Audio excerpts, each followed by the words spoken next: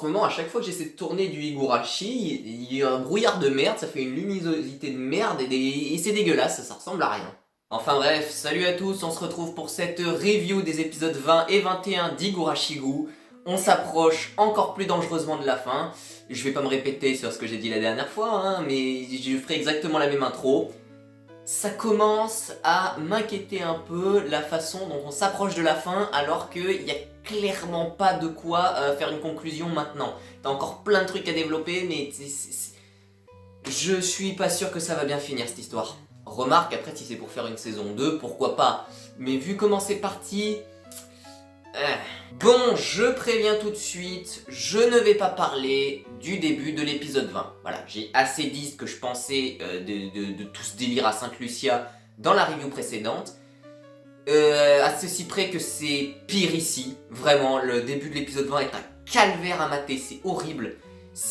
En fait, à chaque fois que tu as l'impression que ça va partir dans un truc un petit peu plus subtil, un petit peu plus intéressant ou quoi, ça repart dans des gros clichés du school life pourri, naze. T'as l'impression de regarder un épisode de Bratz tellement c'est du rentre-dedans à base de greluches qui dénoncent machin parce qu'elle a fait ceci et qu'elles sont pas contentes que cela, donc voilà. Il y a Satoko qui va en prison. Mais bordel de merde, il y a une prison sous l'école, c'est n'importe quoi, ça ne ressemble à rien, je vais pas en parler parce que les épisodes ont d'autres choses intéressantes et que ce début d'épisode de 20 fait vraiment hyper tâche et que j'ai pas envie de revenir dessus, j'en ai déjà dit ce que je pensais, à ceci près que ça me ferait rien d'autre que rager ici. Et pour au moins résumer le début de l'épisode 20, y a Satoko qui donc décide une dernière fois de tenter de reconquérir Rika par un bon vieux piège à l'ancienne quoi, hein, de lui dire vas-y meuf, souviens-toi du bon vieux train, etc. Mais qui du coup blesse une des pain-bêches hein, dans son piège, et qui du coup se fait enfermer, voilà, elle se fait séquestrer sous l'école. Mais qu'est-ce qu'ils avaient fumé pour faire ça, sans déconner. Je sais qu'on est dans Higurashi, qu'il y a pas mal de trucs qui ont été exagérés comme ça par le passé, genre notamment l'histoire de Takano, tout ça, qu'elle est dans un orphelinat qui torture les gens, mais là c'est une académie de jeunes filles. Chion, elle était dedans, elle a jamais parlé de ça, alors que ça devait être une des élèves les plus turbulentes quoi. C'est n'importe quoi. Bref, et du coup après cet épisode douloureux, Satoko s'enferme de plus en plus sur elle-même, essaye de plus en plus, enfin non, n'essaye pas d'ailleurs de remonter sa moyenne même si elle reste dans sa classe de SECPA, et la proviseure lui donne un ultimatum en mode cette année, si tu te rattrapes pas, bah tu dégages. Et du coup, après ça, on passe à la partie intéressante des épisodes, c'est-à-dire Satoko et Rika reçoivent une lettre de Shion qui leur propose pendant une journée de faire une réunion d'anciens élèves, hein, les anciens membres du club, et de se retrouver à Inamizawa. Voilà, parce qu'il y a une ellipse d'un an entre temps. Je vais quand même en parler parce que c'est con ça aussi. Pourquoi Rika, en un an, elle a pas au moins essayé de... Je ne comprends pas Rika. Je ne comprends plus comment est-ce qu'ils développent Rika, dans quel sens elle part. C'est Rika Furude. Alors ok, il y a le repos du guerrier. Ok, ça fait 100 ans qu'elle combat, etc. Elle veut vivre sa nouvelle vie et il faut qu'elle fasse des efforts pour ça. Mais d'où ça justifie de laisser derrière sa meilleure amie? Je ne comprends pas. Elle s'est démenée à attendre sa mort et à dire que chaque monde était foutu à chaque fois que Teppei revenait parce qu'elle considérait que Satoko... Et même si tu me sors l'excuse du changement, qu'elle a trop changé, etc., que c'est devenu une personne sans émotion, antipathique, etc., ça mériterait en plus un développement. Tu peux pas me faire ça hors champ, tu peux pas me faire que Rika ça devienne une pouffe hors champ. Surtout quand, depuis le début, là c'est un peu l'héroïne. D'ailleurs ça fait quand même 2 ou 3 fois qu'on change de héros principal depuis le début de la série, sans que ce soit vraiment justifié par un gros revirement et qu'ils aient tous un gros développement de personnage. Je suis désolé. Enfin bref, je ne comprends pas comment est-ce qu'ils ont pu rythmer cette partie. Et comme je disais, étrangement, la partie au village est plutôt cool en fait. C'est-à-dire, au lieu d'avoir une Satoko qui est juste méchante parce que « Ah, Rika c'est plus ma copine, je suis en SECPA, je galère à l'école, etc. » Alors que je pourrais totalement me barrer et retrouver les autres membres du club, parce que bon... Oui, elle aime Rika, oui, d'accord, mais quand même, elle a Keishi, son grand frère de remplacement, Elle a Shion et Rena qui étaient quand même... elle avait pas l'air de moins s'amuser avec eux et de moins les aimer que Rika. Donc je ne comprends pas pourquoi est-ce qu'elle force pour aller avec eux, et même Rika ne la force à aucun moment. Alors on va me faire oui, chantage émotionnel, tout ce que tu veux, qui est montré dans l'épisode 21, etc. Non, ça n'a aucun sens. Mais avant de revenir là-dessus, du coup, ce que je voulais dire sur le passage à Inamizawa, c'est que ce passage est étrangement plus subtil. C'est-à-dire qu'on a une Satoko qui est moins en mode vénère contre Rika, qui fait plus essayer d'afficher un sourire de façade devant les autres, mais qui lui fait quand même la gueule parce que voilà, et c'est toute cette situation derrière. Shion n'a pas vraiment changé de design d'ailleurs, bon sa nouvelle tenue est classe. Putain Keishi, oh là là il faut que j'en parle, Keishi c'est un Tchad, mais le Tchad nul. C'est vraiment bobo parisien, il est en classe d'art, je sais pas ce qu'il fait, enfin bon bref. Mais les tenues sont plutôt cool en tout cas, et du coup... Tout ce qui concerne Satoko, c'est genre elle retourne à l'école, du coup ils font les dernières activités de club pour se rappeler le bon vieux temps, etc.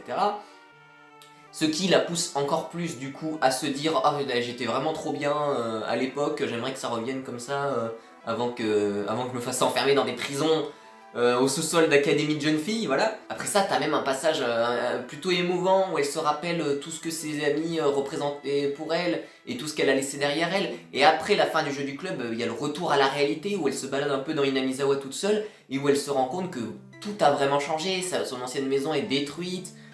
Enfin, t'as tout... Vraiment un espèce de parcours émotionnel très personnel de Satoko qui fait assez chaud au cœur en fait, et qui est loin de tous ces problèmes d'adolescents nuls qui te forcent ton intrigue et qui essaient de faire Satoko devenir méchante juste parce que elle regarde Rika boire du thé par la fenêtre.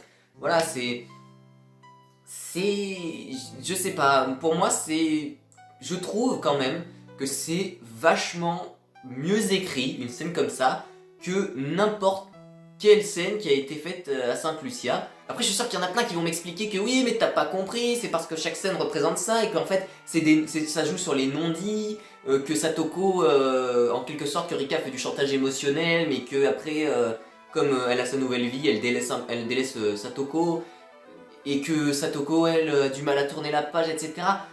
Oui, d'accord, certes, je veux bien admettre ça. Surtout qu'on parle de personnages qui sont fragilisés de base. On parle de Satoko qui est orpheline, on parle de Rika qui a vécu 100 ans à se faire tuer et qui du coup n'est plus vraiment la jeune fille qu'elle prétend être. Mais tout ça, tout ce que vous me dites, ça a beau être aussi intéressant que vous voulez, dans la forme, dans la façon dont c'est montré, ben ça reste toujours qu'une jalousie adolescente. On ne montre rien de plus que ça. Et la preuve, c'est ces scènes au village qui font contrepoids, qui montrent que si il y avait grave moyen de développer toutes ces thématiques d'une autre manière, de montrer comment est-ce que Satoko refuse d'évoluer et comment est-ce que Rika, elle, en revanche, a toujours un certain attachement au village, mais veut aller de l'avant et peu importe que ça lui en coûte. Et s'ils avaient gardé, je pense, uniquement cette direction, alors pas qu'ils étaient restés tout le temps à Inamizawa, c'est pas ce que je dis, mais si ils avaient gardé cette direction-là, et qu'ils avaient pas balancé des gros clichés du genre ouais, toutes les copines qui la balancent à la proviseure et que la proviseure c'est une méchante qui en a rien à foutre de ses élèves, etc.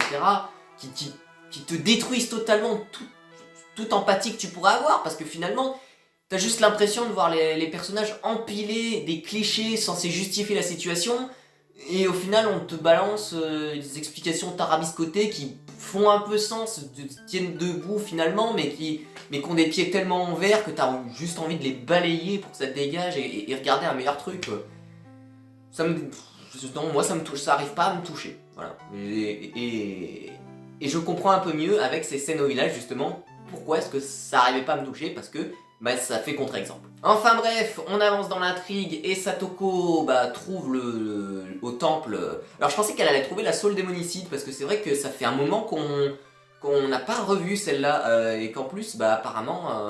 bon, elle la prendra sûrement dans les épisodes suivants, mais c'est vrai que du coup, où est-ce qu'elle est ce truc? Vu qu'elle met la main dans la statue, elle en sort un espèce de bout de corne, voilà. Et alors jusque là, moi j'étais persuadé que ça allait être Hanyu la méchante parce que je vois, ah ouais voilà, il y a un bout de corne, etc. Ou alors je me suis dit à un moment, ah peut-être que ce bout de corne en fait qui reste lui permet d'avoir des pouvoirs temporels sans l'intervention d'Hanyu, ce qui justifierait des trucs, etc. Et après quand je la vois rentrer dans le menu puzzle, je fais, ah voilà c'est Hanyu. Et quand je vois ce personnage qui est une sorte de Hanyu format adulte, je me dis, ah mais c'est elle, voilà, parce qu'elle dit pas son nom, c'est juste des caméos de fin d'épisode, elle la regarde de haut, elle fait, voilà, d'un air intéressé, et tu te dis, mais c'est Hanyu qui a grandi ça, ce qui ne fait pas vraiment sens, parce qu'elle a pas grandi en plusieurs centaines d'années, mais là elle aurait grandi, enfin, après toi elle fait ce qu'elle veut, hein, c'est une déesse. Mais en fait non, voilà, on m'a expliqué qui c'est ce personnage, et qui est canon à un autre jeu Wednesday Cry, c'est Ciconia, il me semble, voilà. Ou alors, il me semble qu'elle apparaît dans Umineko. Parce qu'en fait, voilà, je vous explique le contexte, j'en suis qu'au tome 1 de Umineko, hein, voilà, moitié du tome 1, etc. Donc j'ai absolument aucune idée de qui pourrait être ce personnage. Et apparemment, il est aussi dans Ciconia, voilà, mais ça c'est des années-lumière, hein, déjà, faut que je finisse Umineko, après on verra pour Ciconia, en espérant que la phase 2 soit sortie entre-temps. Ceux qui ne jouent pas au jeu doivent rien comprendre. Mais en même temps, je vous ai répété 10 fois d'aller jouer au jeu, donc voilà, zut. Hein. Mais bref, Féatrine, je sais pas comment ça se prononce. Je sais même pas si c'est vraiment ça son nom. Enfin bref. Il y a des débats sur Twitter de qui ça pourrait être. Ryukishi aurait infirmé que c'est elle, mais en même temps dit que oui, c'est un personnage qui vient d'un autre jeu pour faire du teasing. Mais que c'est pas elle, mais qu'en fait elle lui ressemble trop beaucoup, du coup les gens n'arrivent pas à le croire, et sachant que Ryu c'est vraiment un gros troll la plupart du temps, voilà.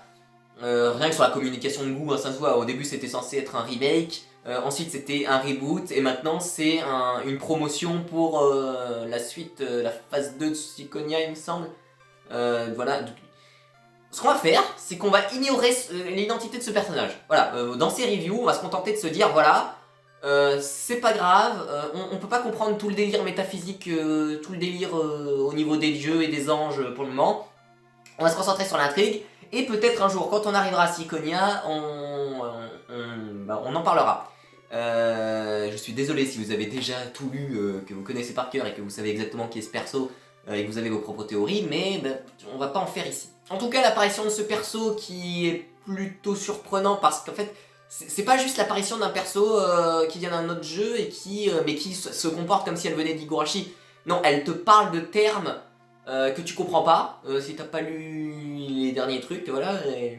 Et que apparemment, même ceux qui ont lu ont du mal à piger, hein, parce que prototype, je sais pas quoi, tu es... Ou devrais-je t'appeler machin, des noms que j'ai même pas retenus, du coup, parce que parce que j'ai rien compris, mais on a dit on va mettre tout ça de côté, et du coup elle donne à Satoko le pouvoir de revenir dans le temps, de faire des loops. Alors je m'attendais à ce que ce soit utilisé tout de suite en mode oh j'ai trop la haine contre Ika, je me suicide tout de suite pour revenir dans le temps dès que je vois qu'elle veut aller à Sainte-Lucia. Mais non, elle décide de refaire une boucle, de redonner sa chance à Rika. C'est une bonne chose, voilà, comme j'ai dit, c'est moins catégorique. Alors c'est un peu incohérent du coup avec les épisodes précédents qui, à chaque fin d'épisode, essayaient d'insister à chaque fois sur regarde, Satoko elle est vraiment devenue méchante, elle déteste vraiment Rika, etc. Et ensuite, épisode suivant, oh non ça va en fait, je peux encore en tolérer un peu. Et elle décide de lui raccorder sa confiance, elle fait un loop, ça se passe exactement pareil, voilà, même si elle tente En fait je ne comprends pas vraiment l'intérêt de montrer de faire tout un épisode sur ce loop. À mon avis c'était pour garder un peu plus de temps, essayer de montrer que Satoko n'est pas si catégorique que ça, qu'elle essaie de se rattraper un peu, qu'elle essaie de rattraper la confiance qu'elle pouvait avoir en Rika. Pourquoi pas, ça pourrait être une bonne voie, mais c'est pas assez bien exploité à mon goût. Et l'épisode se termine sur un épisode d'Happy Tree Friends.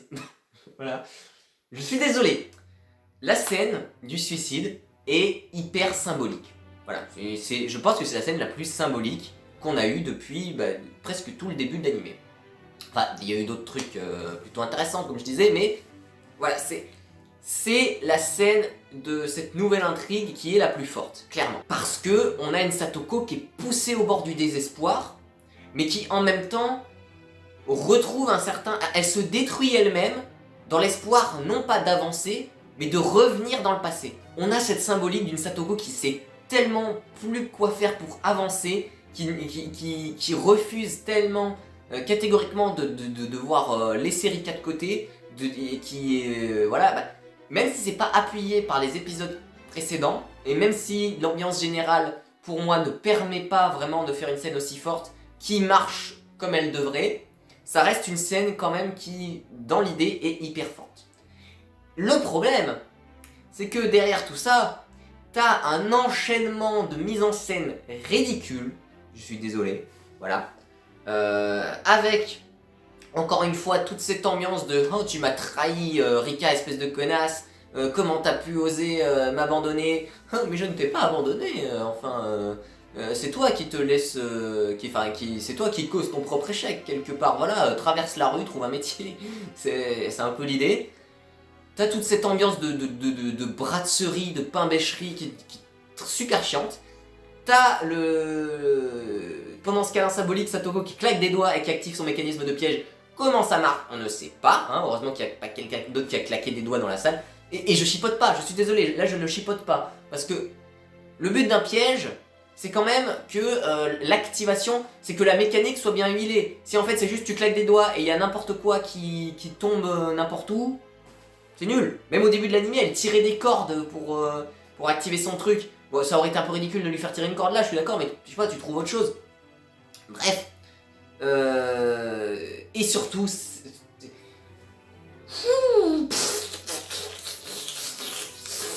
Voilà, 5 minutes de sang qui gicle. T'as l'impression d'être dans un épisode d'Après Tree Friends. Hein, c'est genre... à chaque fois qu'ils se font écraser, c'est pas juste genre j'ai des blessures partout, j'ai des os cassés, je suis tordu dans tous les sens, ou limite je suis coupé en deux si vraiment il y a un truc qui arrive. Non, c'est genre je me fais éclater, il ne reste plus rien de mon corps. T'as l'impression que c'est Freezer qui se fait pulvériser par Goku à la fin de l'arc par un rayon d'énergie et qu'il lui reste juste un bras, la moitié de son buste, etc.